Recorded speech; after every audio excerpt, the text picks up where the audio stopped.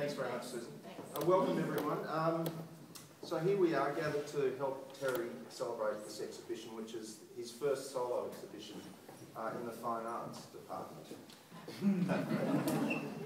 And today we witness yet another dimension to his work, his creative endeavours. We've all seen his inventive talent and his unusual sense of humour at work as a children's book illustrator and author. But now we see this talent extended further into the area of fine arts. All this talent, Terry. It's a bit annoying, really. Don't you think so, Erica? How annoying is it? Very annoying. A bit hot. So we have on exhibit 23 works on canvas, both oil and acrylic, and 16 works on paper incorporating pen and ink, watercolour, and also some acrylic.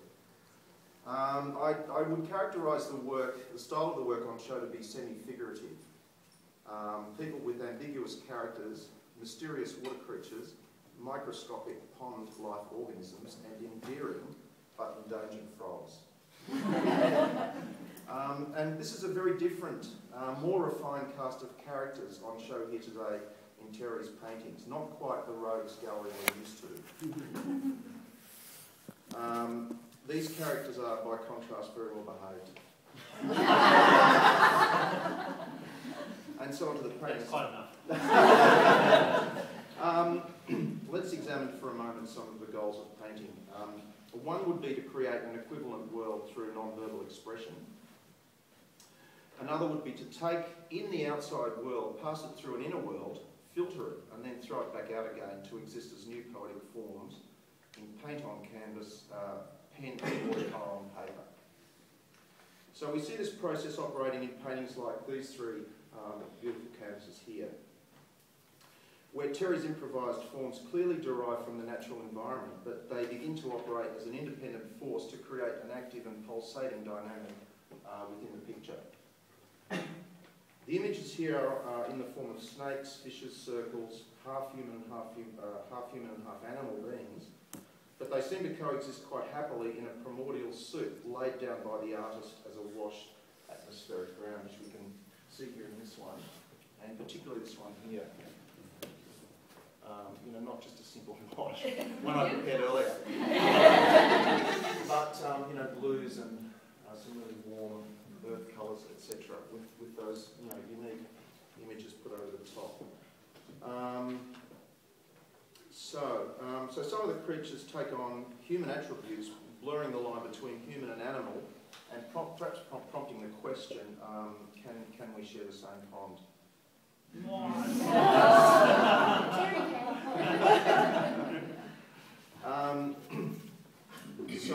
Now anyway, if we look at this beautiful watercolour over here, I noticed it's got a red sticker on it, Terry. Yeah, shame. We see... I've got three more like that. I think they're all gone. We see a series of amorphous forms, less easily deciphered than in the paintings, than in the canvas, but handled with a spiky precision, recalling Terry's illustration techniques. So I wanted to talk about, one of the things we talk about a lot, and one of our preoccupations as visual artists is this idea about ground and form and space. What is in front of and what is behind the ground. So if you look at this painting here, I think what's really interesting is it's not, these little spiky images are not just floating on a ground, but they're in fact anchored into the ground. If you look at the, not the purple colour, but the lighter yellow colour there, we know that that's a negative space, but it's actually taking on a shape in its own right. So it's actually given space, a shape, so that so the picture plane's integrated quite beautifully, and in another area like this. So it's a sort of painting that you can spend a lot of time over. It's got a very, very slow read, as has the larger ones. Now Terry has said of this show that he's exploring the macro and the micro scale. So in the watercolours he takes us into a small world of creatures and their playful habitat. Then we zoom out again to the macro world of the cube billabong, which is painting upstairs, where these microscopic life forms may well reside. He's prepared to risk variation in his work by playing with several different approaches. This variation is exampled by Urban Fairy Tale 1, an acrylic on canvas which is upstairs, I think, on this wall. Can we go and get it? Yeah, we will. This is a really surprised painting and demonstrates the artist's interest in rich colour harmonies and colour modulation. It's tightly handled within contained colour squares. Really worth a look, this painting. And moves between the sombre evening colours of blue through violet, then juxtaposes warmer yellows and greens to give us a hint of the coming day. So it's a variation on the urban theme of inside and outside. In many of the larger canvases like Frog Pond 3, which is the one on the left just outside the office, we see thick impasto colour laid over thin glazed washes with the frog images summoned from an earlier aqua paint layer. Then through the series of watercolours we see a delicate filigree line work in support of his colourful enigmatic forms. So I think they're quite beautiful about that. So one approach decides on the imagery beforehand, while another lets it develop organically within the walking line. Another goal central to expressive painting is to bridge the gap between the subject or the thing to be painted and the materials used to paint it. Paint and charcoal provide quite a primitive means with which to create an alternate world on canvas or paper. Paint is pretty static, crude and sticky, but paint set into motion becomes alive and sensuous, conveying touch and feeling, and a resonance beyond the physical substance, allowing the subject and the means to become one.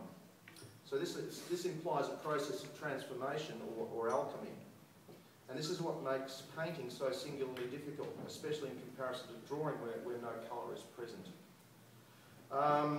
The two improvised landscapes, 33 and 34, directly above our heads, show us what it means to paint with expression and feeling, Terry. I was listening.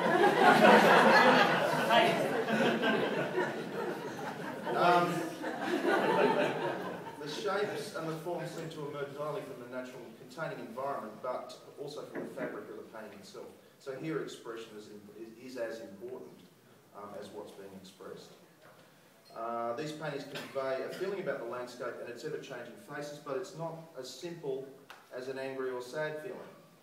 It's more to do with the artist's empathy with the chosen medium and his ability to use its intrinsic qualities to express a credible feeling about his subject. So expressive painting will always convey a feeling about the world, but somehow subject and feeling will be embodied in the material itself, hopefully.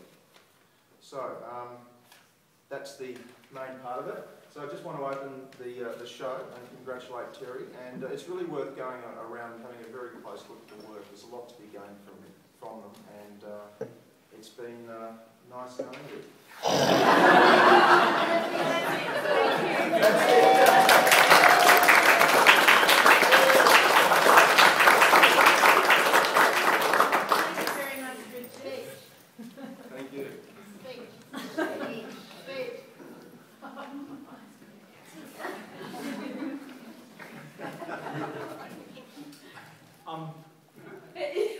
That's where I'm articulate.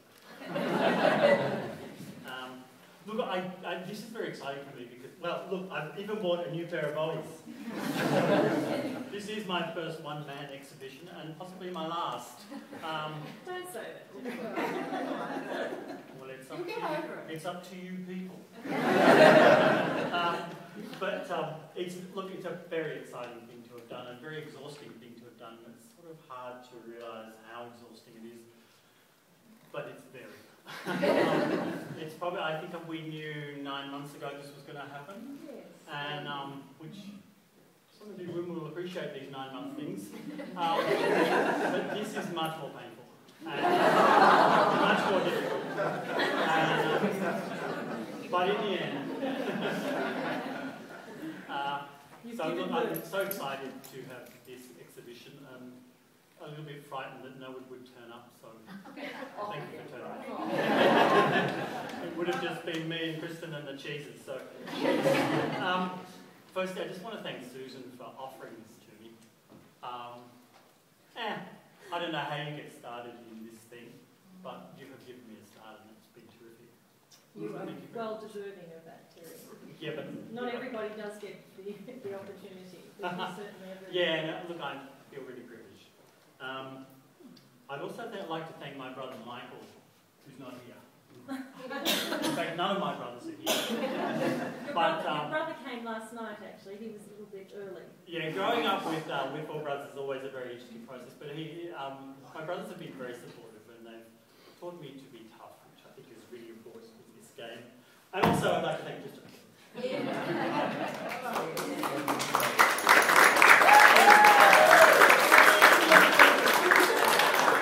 At some stage, I hauled the canvas, what's that thing you put the canvas on, the easel inside, and I painted it in front of the telly while she was watching telly, watching stupid things on television, while I was doing very high art.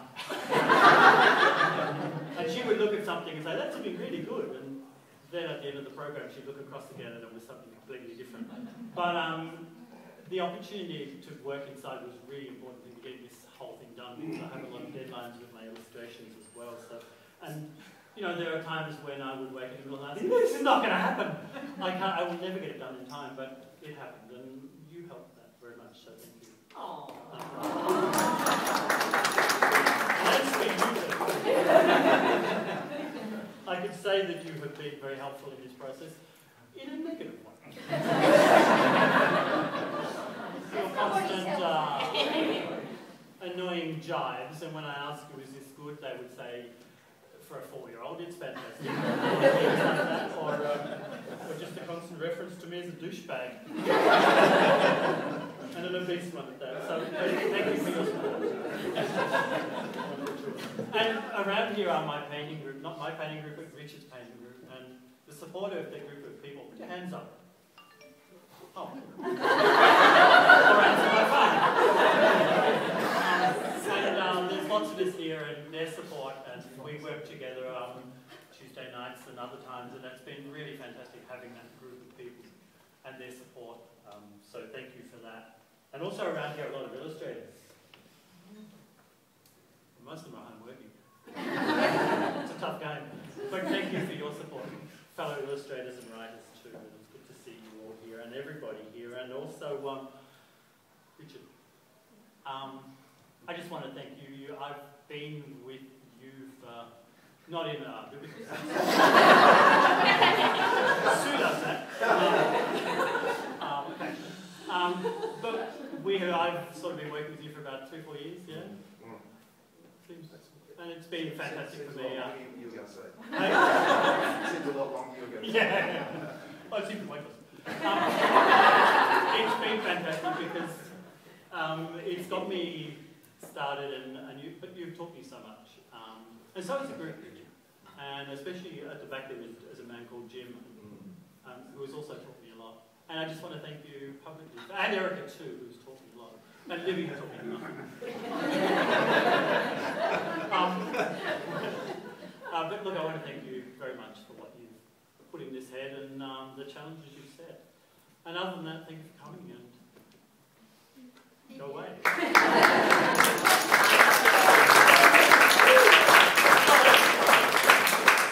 I'm going to the pub at the end there for a drink afterwards, so if you're into it. Pardon? And pizza. And musical. Which part? Am I shouting? Yeah. Okay, that's really difficult. That depends how the sales go. I'm not shouting you! Okay, yes, thank you very much. There he is.